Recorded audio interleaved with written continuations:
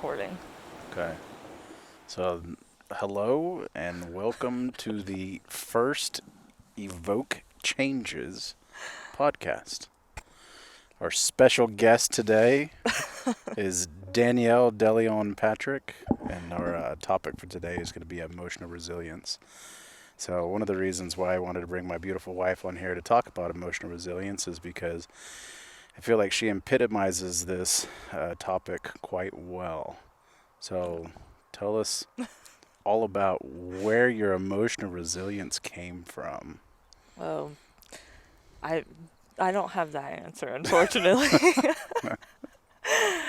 I can tell you that it's definitely increased over time, Yeah. and I almost feel like as I look back on my life, every challenge was an opportunity to practice emotional resilience. But I mean, so like right now, we just about 5 weeks ago got my second cancer diagnosis that I've had in my 31 years of living.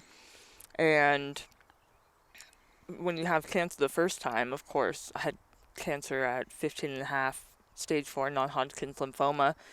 And so, of course, it's like, why is this happening to me? When you're 15 years old, you're more focused on trying to find your friend group and maybe identify the hobbies or activities that you enjoy. And I felt like I was put in a position where I was more so disconnected from my friend group because of what I was going through health wise. And so it led to a lot of questions of like, why is this happening to me? And, why do I have to deal with this now? And there really wasn't another answer for me at that time other than looking more towards like my truth in life or like my purpose in life. Mm-hmm. And so, you start to really get into more existential questions about God and why we're here and what is the point of being alive and going through hardship.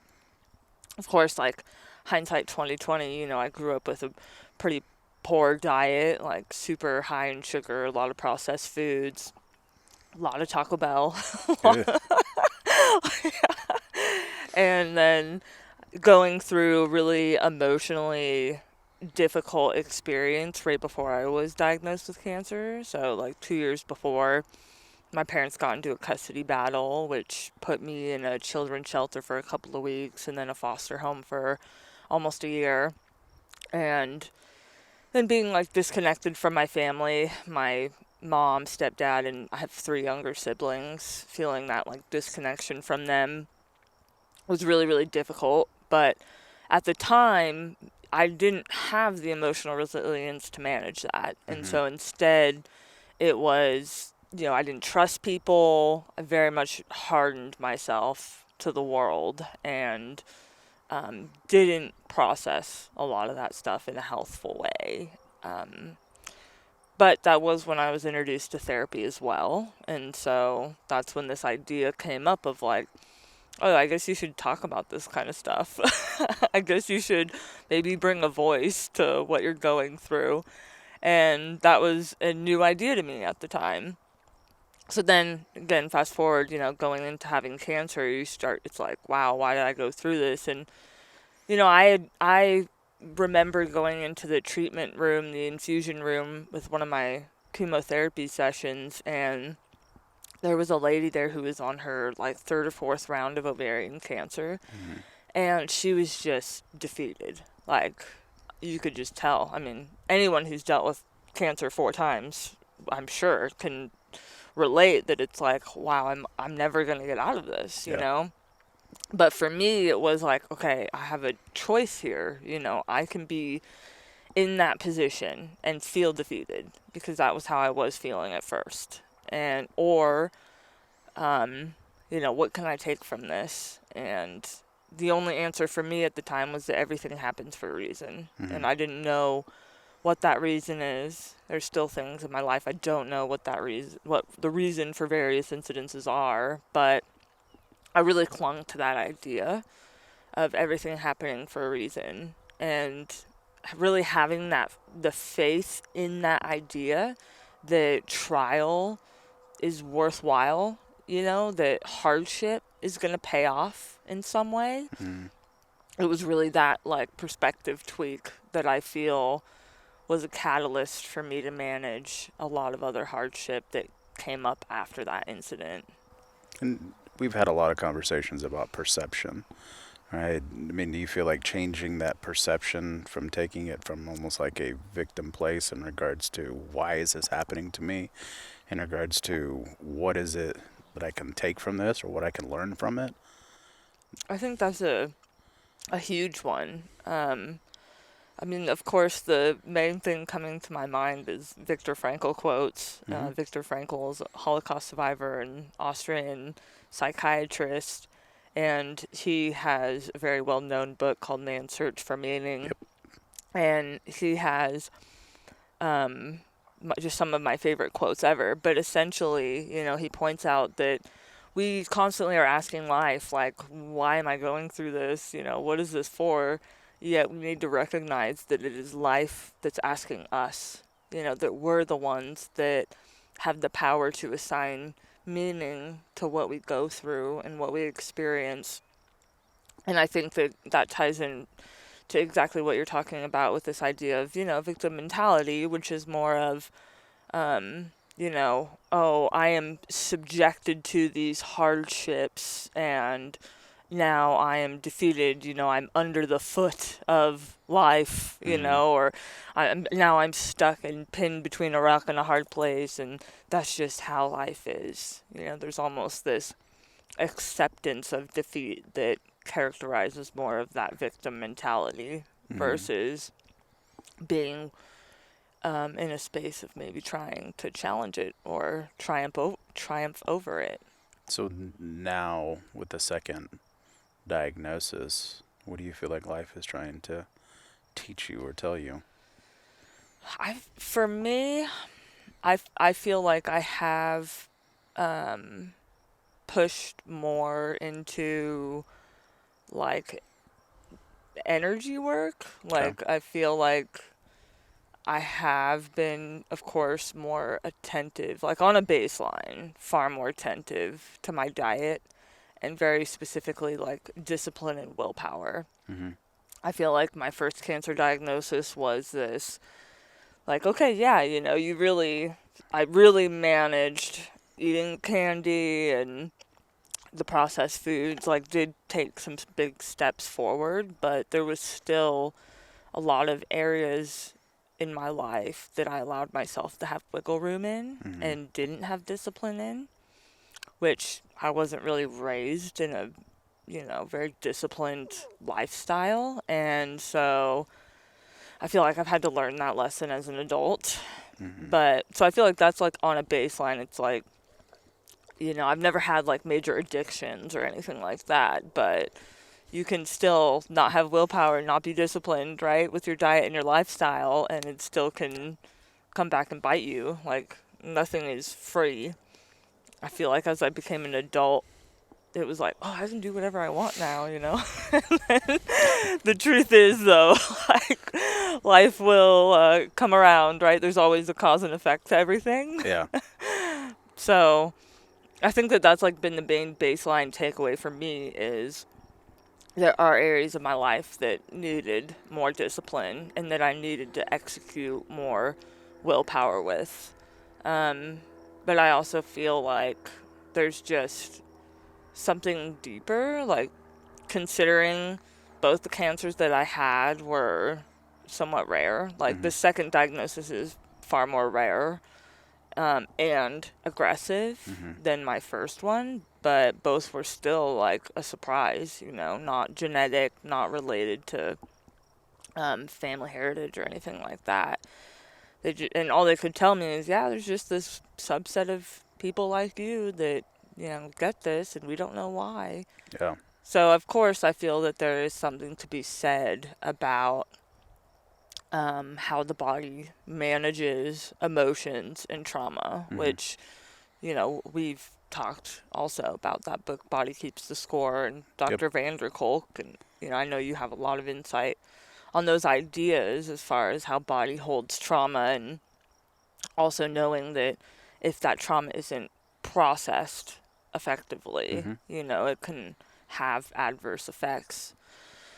So I feel that there's something to be said about that. Both the cancer incidences that I had, there was a major emotional hurdle that I had faced Mm-hmm. prior to the cancer diagnosis coming up. So to me, that I've just become attentive in all areas. I feel that first cancer diagnosis was one step forward. Now this one is just keep going. Yeah.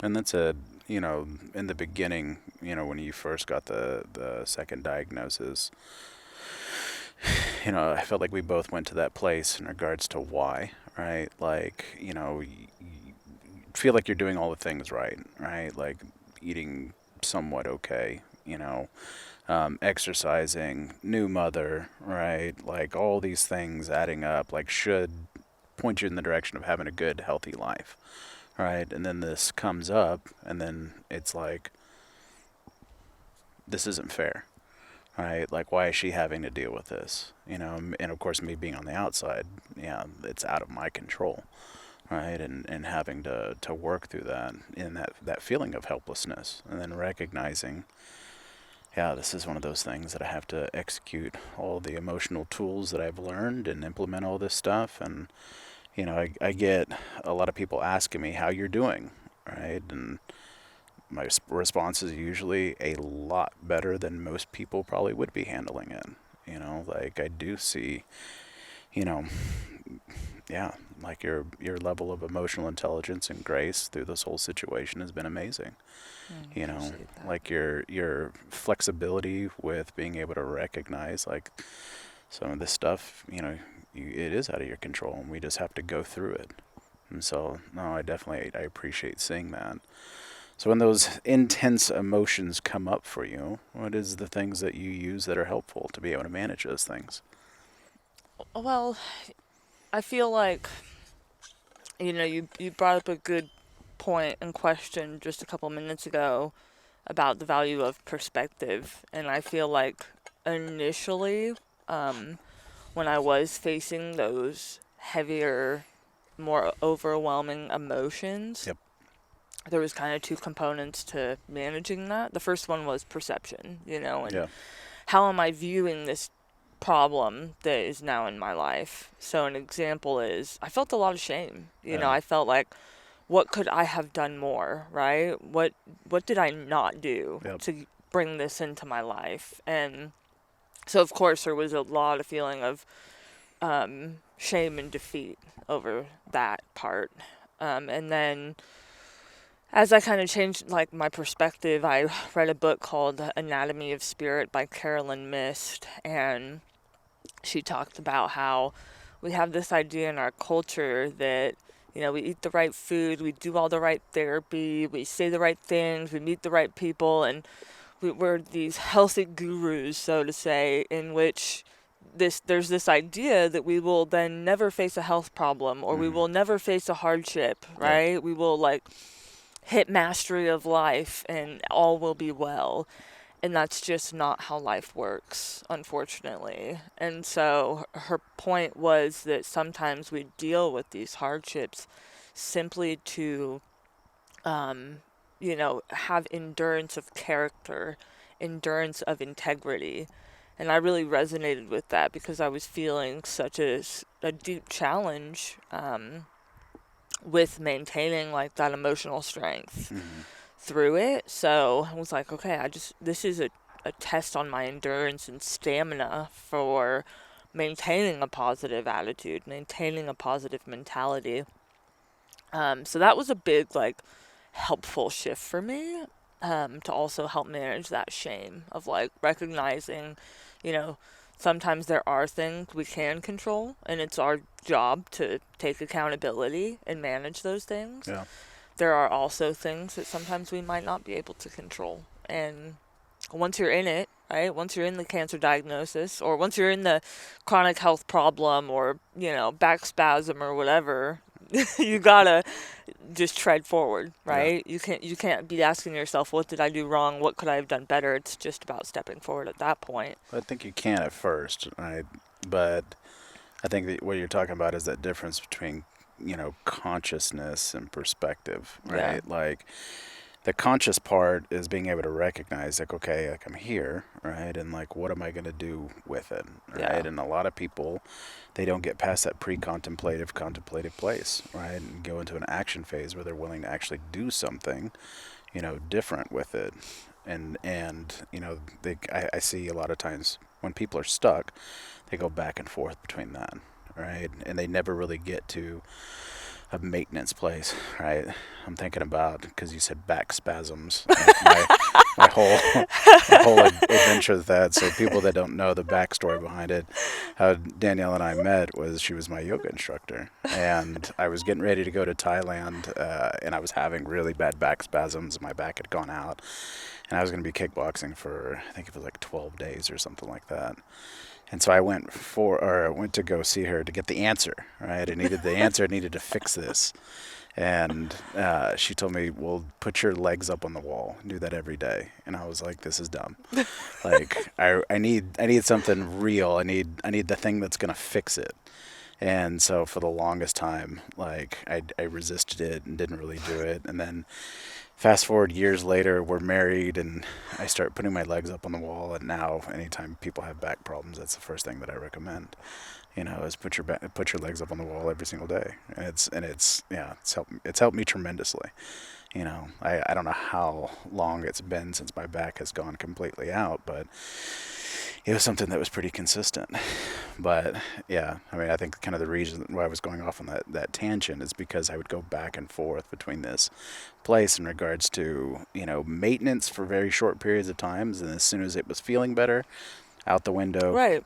quit stretching, and then I would go throw a kick, back with spasm, and it would be like, why? Why does this happen to me? Right. Like I've got a dumb back, and not realizing, like, okay, I'm not doing all the stuff I should be doing to help with it, right? And so essentially I'm kind of doing it to myself.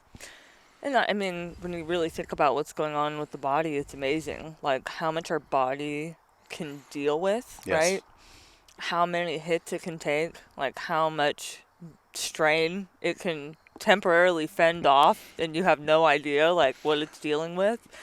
And then all of a sudden you bend over to pick something up and It's it's it's over. it's always the worst thing. It's for me. It's sneezing, like sneezing or laughing or like leaning over to pick up. It's never a cool story. Right. It's always something ridiculous Right. as far as when it happens. No, but I think you're again to kind of go back and answer your question.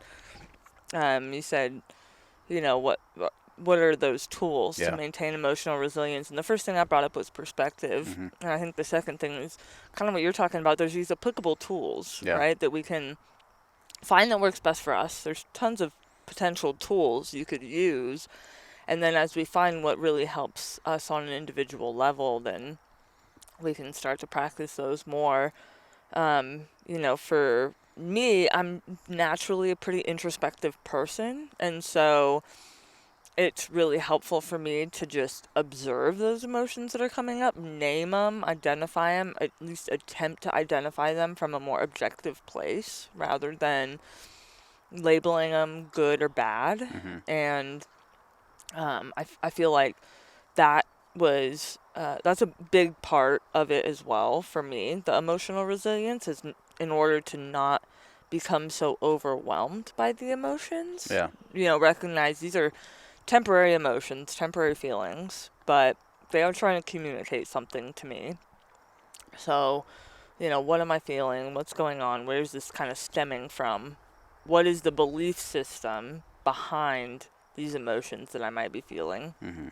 And then there's things like actual tools, I feel like it's been challenging for me to keep up with my yoga practice Hmm. because of the surgeries that I've had going on. But it has been an opportunity for me to kind of side trail into a tapping technique. Yep. So the emotional freedom techniques, you're basically tapping on different pressure points and using specific phrases to essentially kind of create a new thought process or feeling around something. So there's an app that I was using called the Tapping Solution, and that seemed to give me pretty instantaneous relief. It would take at least emotions from a 7 to 8 down to a 4, you know. Yep. So for me, that was a big one. You know, in the past, yoga, exercise. I mean, I've had many incidences where I've taken Athena, our daughter, on a walk, and I'm like, when can I run? Like, I want to just have that heavy execution of energy, you Yeah. know? But it's just not appropriate for my body right now. But I'm sure you can resonate with those ideas of exercise. I think that's the importance of having a toolbox. Right? Like, I can think of lots of times in my life where I felt like, oh, okay, cool, I've got it dialed in, what's helpful for me, and then my knee pops out of place. And I'm literally like duct taping my knee so I can go to kickboxing. And then, you have to have surgery, and then you're out for 6 months. And then it's like, if you don't have any other tools, that's the one thing you're depending on. I mean, you go pretty crazy. Yeah. Been there, done that, with lots of different things. And so, I don't think you can have that one thing that you are 100% dependent Right. on. I think that's the importance of having a toolbox. Yeah. And if you try something and it works, great. If you don't, you've got some other tool to be able to implement there. I think one of the most effective tools is with really intense emotions, take them, put them inside of a box and bury it deep down inside and never feel it or think about it ever again. Right? I think that society is really, really good at that. We're really good at like, I don't like how I'm feeling. What movie is on tonight? Yeah. What reality TV show can I watch? Yeah. And the disassociation, right? Yeah. I mean, telephones, video games, movies, Yeah. That disassociative state is we don't have to think about it, right? We don't have to consciously deal with it. Addictions, right? I had a really good therapist tell me one time that addictions are a replacement of a relationship or feeling, right? And it is. A lot of it is just getting away from those feelings and emotions that are intolerable, right? And so you just mask it with those different things. So to kind of circle back around, right? So some emotional management tools or emotional resilient tools in the past. You've had yoga. Now you have EFT counseling, Yep. right? So you've been working with a counselor now for a year and a half? Couple of years. Couple No, years? more than that. Yeah, Okay. about 2 years, 2.5 years. Mm. I mean, I've done therapy on and off since I was 13. And then Was it helpful at 13? it was, surprisingly, because Okay. I had never been introduced to a therapist, Okay. nor had I been introduced to this idea of like, oh, you should talk about like this deep, uncomfortable stuff. I mean, I remember at the time, I was going through this custody battle between my parents. Prior to the custody battle, I was far closer to my father. Mm-hmm. And then because of some actions that he made, it caused this big disruption, Yeah. which ended up putting me in a children's shelter and a foster home. And so anyways, going to the therapist, she's like, so how do you, feel towards your father? And it was just like r- moments of rage. And then it was like, who the F is this lady? Like, what? Why are we talking about this, Yeah. And then it was just like uncontrollable sobbing, Yeah. all within 2 minutes, a minute.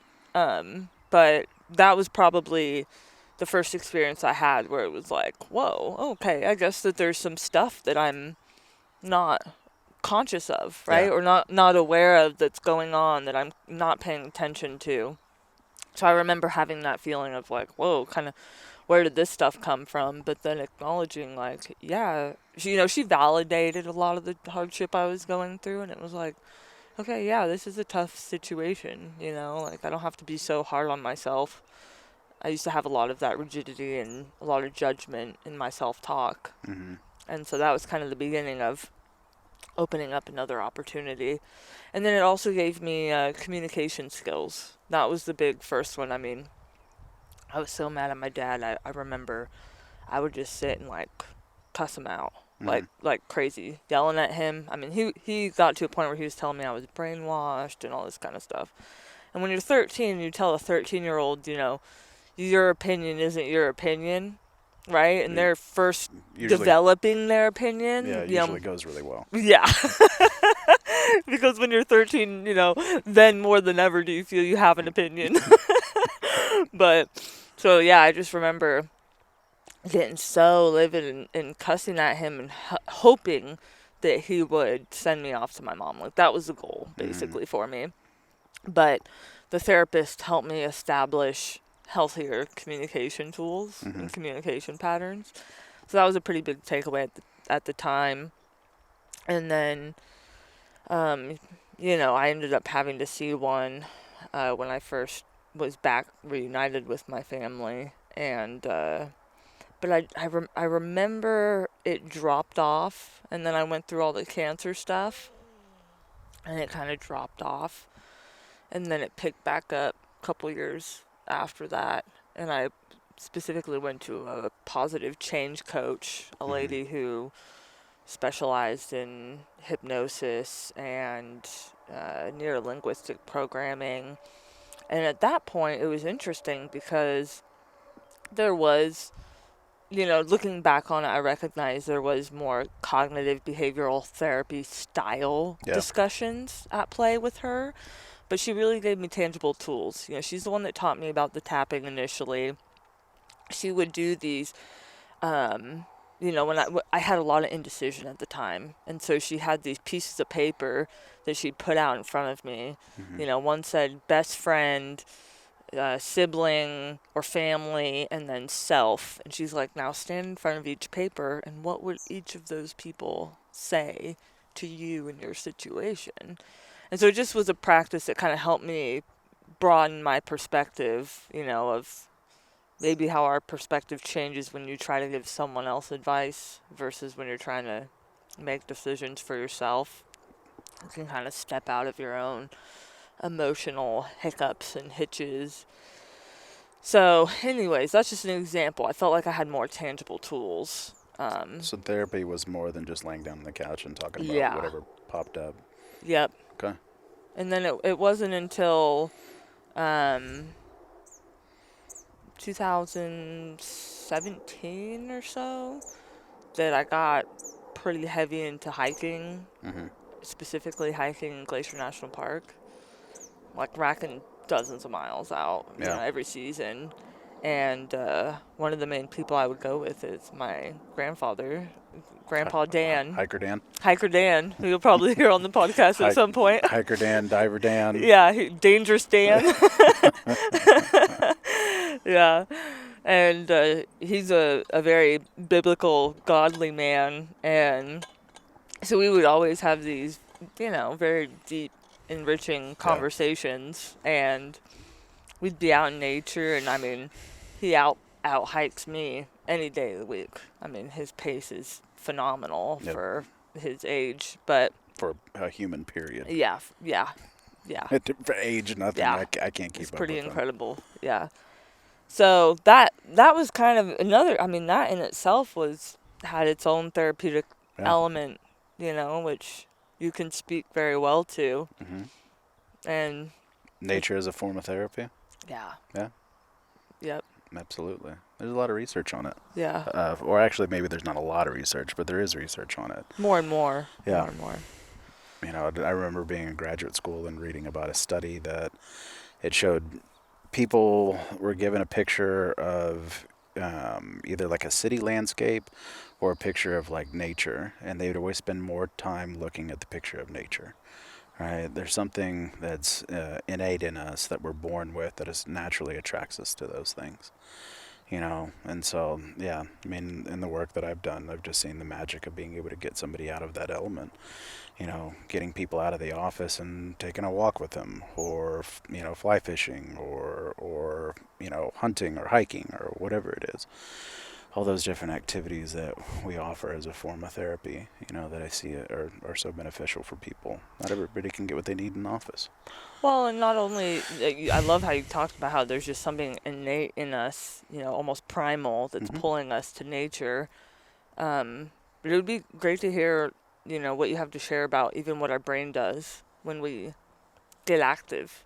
Just About coming out of the limbic system. Oh, okay. So very often, right, when people go into that fight, flight, and freeze place, right, you get stuck in your limbic system, right? That's your internal fire alarm, right? And that's designed to protect us and keep us safe, right? So in the times of trying to survive lions, tigers, and bears, right, it was effective for us to either freeze, right, and be really, really still, and for the danger to pass us, right? Or if we needed to, right, we needed to grab a stick and fight and protect ourselves, or we needed to run away and scurry up the tree as fast as we possibly could in order to be able to survive. So now the lions, tigers, and bears are everyday life, right? Like somebody in traffic blaring their horn at me. Ooh, that's a big, that's a big one for me. That's a 0 to 100 like that real quick. And your brain goes into that limbic system, right? And it goes to that freak out zone, and you have to learn how to be able to emotionally regulate. And it's interesting for me. I think the first time that it came up, well, no, I mean, obviously it came up a million times in my life, but I think the time that I started looking at it kind of differently is I was working at a bar as a bouncer, and I had thrown somebody out the night before, and they came in the next day. And I enjoyed my job. I was like, I get paid to fight. Like, this is the best job in the world. I look forward to going to work every single night. And the guy came in the next day, and he had his head down. He was all like, hey, I'm really sorry. Like, I lost my wallet last night. You guys have it by chance? And so I went and I found it and I gave it to him. And he's like, I said, well, yeah, you were quite the a-hole last night. And he was like, yeah, I'm going through a divorce. I'm like in this big custody battle with my kids. And I was like, ugh, like, why? I don't like what I'm feeling. Last night I really enjoyed throwing you out. And right now I'm feeling like my actions weren't justified. Like, I don't like this at all. And what I recognized, is everybody's dealing with stuff that you unconsciously don't know about, Right. right? And they can be pushed in all types of different directions. And I'm sure that was his way of trying to cope with it, is going out, getting intoxicated or whatever, right? I've never been there myself. Oh, yeah. No, I've never used drugs or alcohol to try to mask anything. Could fill up a whole other podcast talking about that one, huh? It would be a long, long series. So, but I just started thinking about it the next time that I had to throw somebody out. My first reaction was like, okay, here, I get to go. And then it was like, wait a second. Like, this person could be dealing with some stuff, right? This person could not, act like this on a daily basis, right? I've been there myself and been drunk and out of control. I'm going to act differently, and what I found is, like, I had to have that attunement to recognize my first indicator was the back of my neck would feel hot, right? And as soon as I felt that heat on the back of my neck, I had to, like, start trying to regulate, control my breathing and everything. And if I kept getting pushed, when I started clenching my fist, right, then I was ready to fight. I needed to step back from there. And so having a support system, or people that I was working with, I was able to say, hey, I need to step out, Right. and we had a good team where other people could come in, Right. but I didn't recognize it at the time, but I was regulating my emotions. I was being able to recognize physiologically what was happening to me and make a conscious choice to do something different. Right. It wasn't until much, much later when I got heavily into the martial arts, specifically a lot of MMA, and learning how to be able to turn it on and off, that I found it as a more helpful tool versus it just being this explosive thing that I tried to keep in a box, and only open it at appropriate times. Appropriate, inappropriate times probably is more like it. But yeah, so your brain, right, wants to go into this place where it thinks it's helping you, right? It thinks it's protecting you and keeping you safe.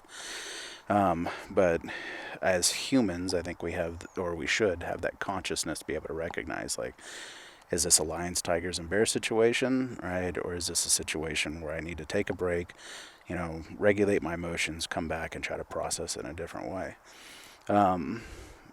the more that it chooses whatever reaction, right, that neural pathway becomes created because of it, right? And so this is how, our behaviors can be consistent, right? And it's not until we start practicing doing things differently that we can take a different cognitive shift because of it, right? And that's where that neuroplasticity comes in, that we are able to start doing things differently, right? Like I always thought it was interesting. I did a lot of emotional management, before you and I got together, right? And so my tool was to take space, right? But then my tool to take space triggered stuff in you Yeah. that made you feel abandoned and that I didn't care when I was walking away. Right. And I thought, I'm saving you from me Right. because I'm about to like punch holes in the walls and freak the F out. And how could you not think that me walking away is a good thing? Right. And it wasn't until we had conversations that I was able to recognize, like, oh, this tool that I've been using for so long that has been effective is not effective in this situation. Right? It goes back to that toolbox. Yeah. Right? Well, and it also spawned more communication between us.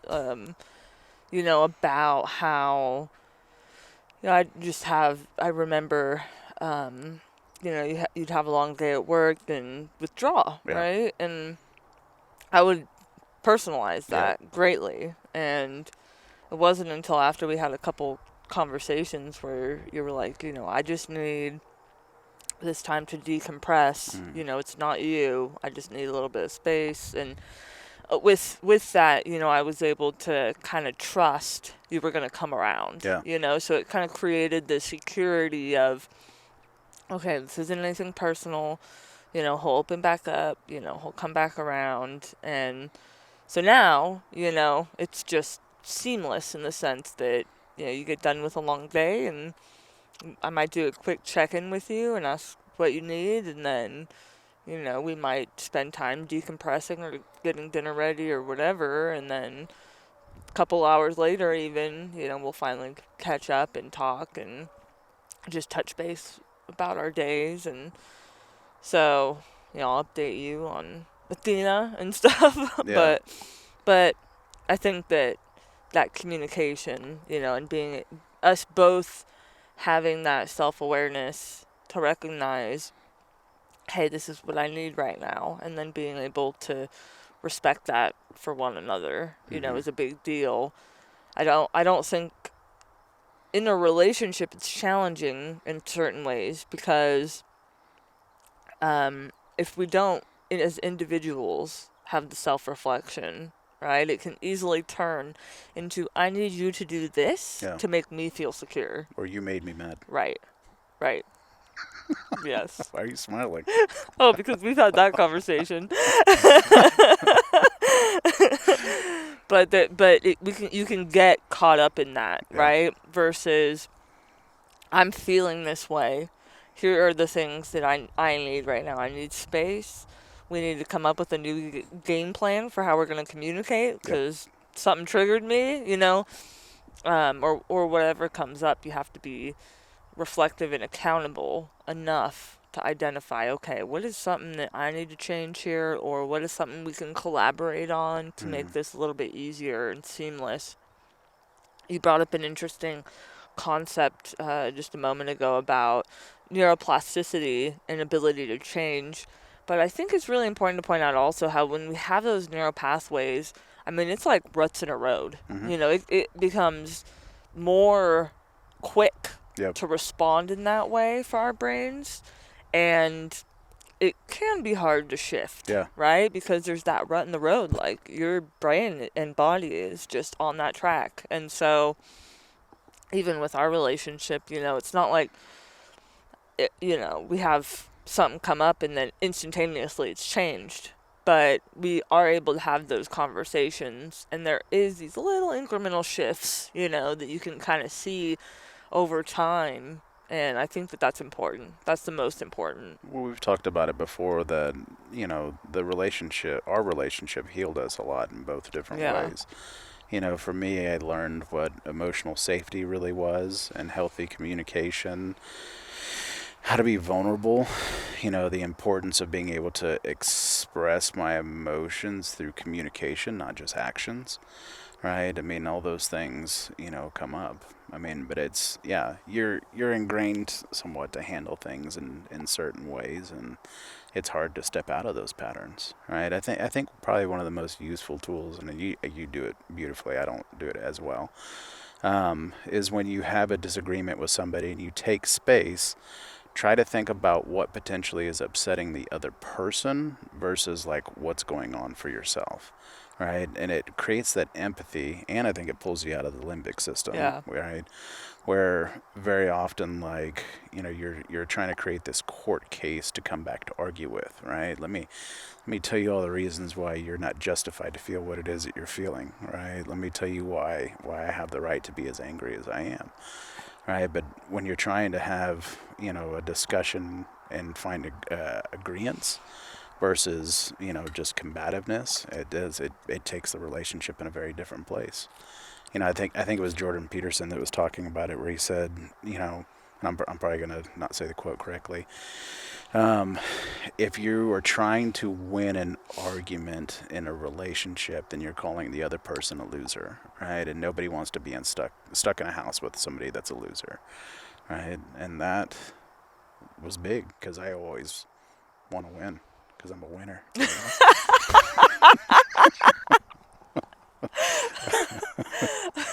Well, it's so funny. Like, I appreciate your comment about you saying that I do it beautifully, but I feel like I was raised more of that mentality of like, you do come up with a official court document when you go into an argument, You notch every single incident, timestamp it, and connect it, to whatever happened to you and why you reacted that way because, you're justified to respond that way. I mean, that's very much how I grew up, as kind of being in that space, which is a terrible feeling, Yeah. when you're in an argument with someone you love and then you have to come up with a court deposition. Like, Yeah.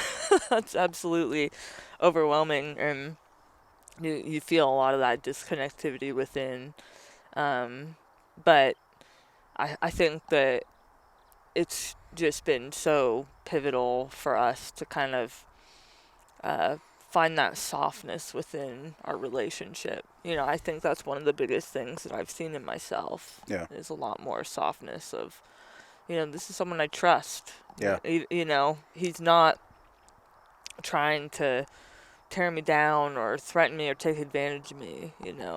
I can respect that he's feeling a certain way because I hurt him or I did something Yeah. versus oh, he's just trying to say this to defend himself or whatever. So I feel like that softness has helped me a lot. Mm-hmm. That our relationship has been an extremely pivotal part of that for me. Yeah.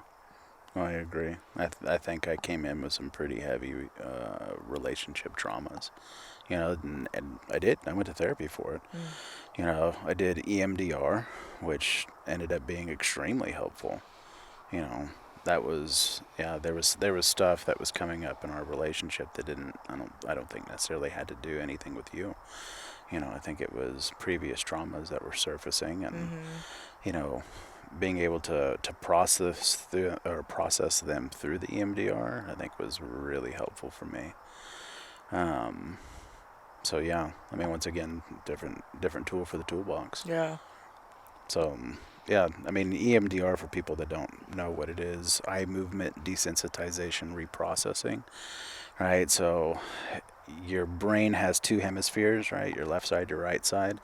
And like we were talking about, it when it goes into that limbic system, the EMDR causes bilateral stimulation in order to be able to pull people out of the limbic system, and then you reroute that belief system, right? Whatever that trauma is, right? You're able to desensitize it. It doesn't ever go away. It just doesn't Right. feel as intense. Very commonly with traumas, we try to avoid it, right? That fire alarm goes off in our brain and says, run away from this or fight it or whatever. And so the reprocessing, the desensitization happens and allows you to be able to feel very differently about it, and yeah, I think that was extremely beneficial and helpful for me. Yeah. Yeah, absolutely. And even to tie this into, this topic of emotional resilience, I feel like having that close knit support system Yeah. is a part of that emotional Yeah. resilience. And it's challenging because we were even just talking about there's these tendencies to withdraw, Mm-hmm. right? These tendencies to avoid, and is a time for that. I feel if we need space to identify what's happening within us, Yeah. we need space to regulate things like that. I feel that there is an appropriate time and place for that. Mm-hmm. I value alone time. I think that's good. At the same token, if we're doing it too much, we can easily withdraw from people that could be a really huge support system for us. And we can withdraw from people who maybe will present different ideas and perspectives that are worth us considering.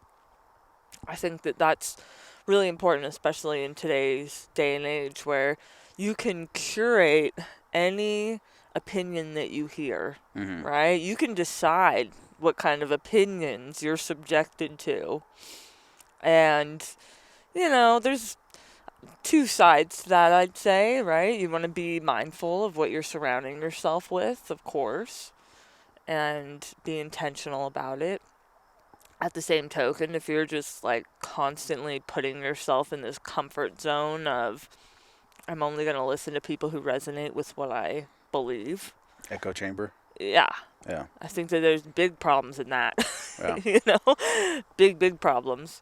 No, and I think it's good to surround yourself with people that challenge you. Yeah. And that have different perceptions, and unfortunately, we live in a society now where people don't want to, hear out other people. It's like whoever screams the loudest gets heard, right? And it's just not an effective form of communication, And so, yeah, I think it's great to be able to do that. You need to have the emotional resilience to be able to do that. Yeah, absolutely. And the communication skills. Mm-hmm. That's what I feel more than anything that's dwindling or diminishing in society is communication skills. And there seems to be this idea that, good relationships equals no conflict. Yeah, that's definitely not true. Not right. And so the question more so becomes like, how do you manage conflict, right? Good relationships equals healthy conflict. Yeah, and good repair work Right. done in a reasonable amount of time. Right. Right. Which repair work is what?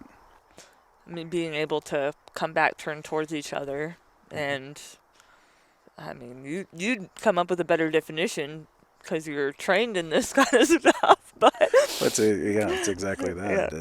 It's repair work is being able to circle back around and talk about things. Both people being able to be heard, try to come to an understanding. Sometimes it's not always possible, right? And it's okay to be able to agree to disagree, right? But to hear each other out and recognize, like, God, our memories and memories are so skewed, Right. and most of the time it's so incorrect because of the emotional reactivity that we're in. Right. So, yeah, I think that's an important one to be able to remember. Which is why it's so important to be able to talk about things when they come up in the as close as possible to the incident, right? Because let's say you have some sort of emotional trial and you're waiting months down the road, you have two people who could have very different memories of what happened. And then you are waiting months on top of it for these emotional perceptions to layer onto that memory. And then you get at the end of it and someone says, well, you did this and I felt this way. And the other person, I didn't say that. I didn't do that, And it's hard to say, like, what the truth was. Yeah.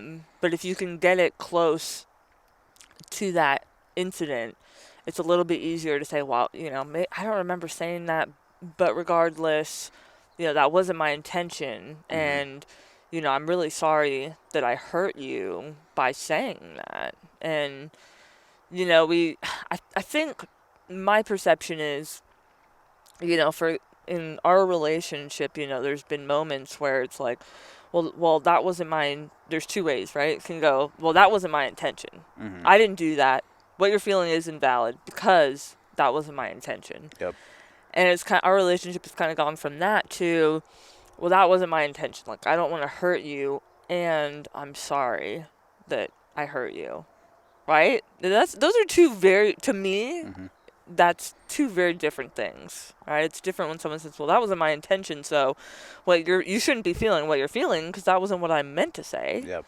Versus, wow, that was not what I meant to say, and I'm sorry that what I said hurt you in that way. Mm-hmm. We can take ownership to some level that, even though if it wasn't our intention, like, that doesn't change how that other person took what we said. Mm-hmm.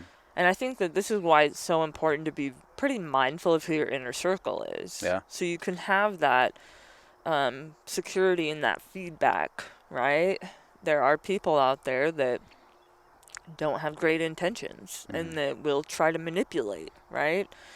And so they might try and spin a situation over on you to push emotional buttons and to deflect accountability themselves. Yep.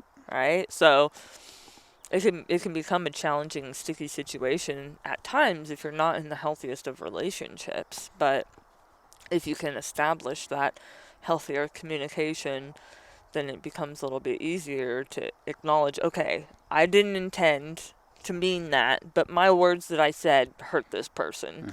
Mm-hmm. So how could I maybe come up with a different way of communicating how I was feeling or thinking to better match what my intention is, right? And kind of be able to recalibrate that in some way. So I feel that's the power of communication, but you definitely have to have a solid, secure relationship to help harmonize some of that. Yeah. I mean, it goes back to that ability to be able to emotionally regulate to even get to that place. Sure. The things that come up is like the four horsemen of the apocalypse. Yeah. You have stonewalling, contempt, defensiveness, and then criticism, right? And a lot of times that defensiveness comes up because people feel like they have to protect themselves. Right. Right? If I don't protect myself from you, nobody else is going to. Or if you get too close, right, you're going to hurt me. Right. Take advantage of that, right? And a lot of times people don't feel safe in relationships, and so they can't get to that place of being able to do that. Mm-hmm. Right? And how important it is, to I think once again, going back to counseling, right? Like having somebody else from a third person perspective come in and say, like, hey, these are the things that I'm saying, right? This is what I think would be helpful, right? Like, I think it's important to be able to get those tools. Yeah, I agree. Having some sort of objective feedback. Mm-hmm. One thing that we've also kind of chatted about before is that balance between actions and communication. Yeah. And it's something I've thought a lot about because you're very action oriented Mm-hmm. and I'm very communication driven. Yep. And so there's kind of this like, I'm like, hey, I need communication. You're like, well, look at my actions. Yeah. And there's which I'm right and you're wrong. Right. There's validity to both of them, and there has to be a balance. But a couple of weeks ago, it dawned on me. It's like, for example, what is a kid gonna notice? Mm-hmm. Right? They're gonna notice your actions. Yes. Yep. They're also gonna be paying attention to what you say.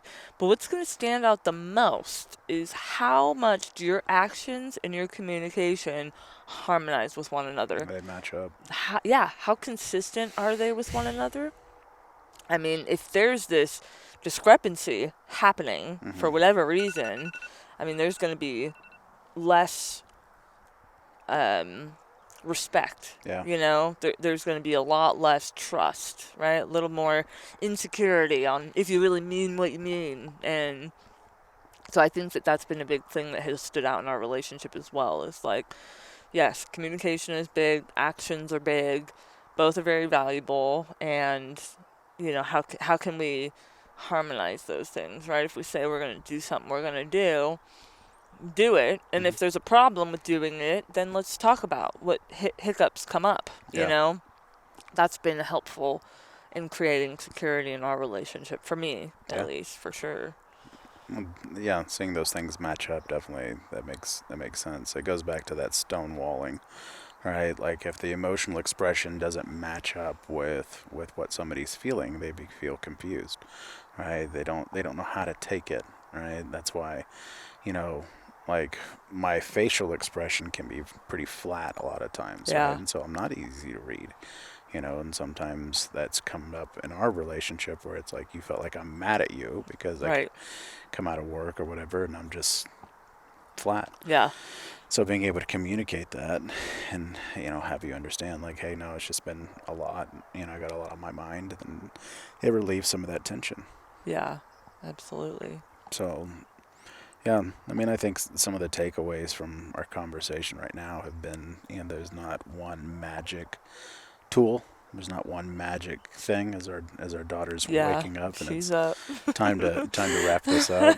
You know, um, the form of therapy that I use is called the trans theoretical model, right? And it is based off of the stages of change, and you take different tools from different modalities and figure out what your client needs in order to be able to help them, right? And I think our conversation kind of sums it up beautifully. It's not just one definitive thing, right? Wasn't necessarily just therapy, right? It was, you had some NLP in there, you had some life coaching, some life experiences, Yeah. the school of hard knocks. I think all those things, right, can be beautiful teachers if you choose to learn something from it versus Mhm. staying in that place in regards to why is this happening to me. Right. So, Yeah. love you and appreciate you. Love you and appreciate you. Good topic of emotional resilience. Yeah, absolutely. There's Appreciate. plenty other things we could possibly talk about I with have a that feeling topic. this won't be the only It won't. conversation we have about this. No. I'm glad we got to take this time and record this. Absolutely. Well, until next time. All right, sounds good.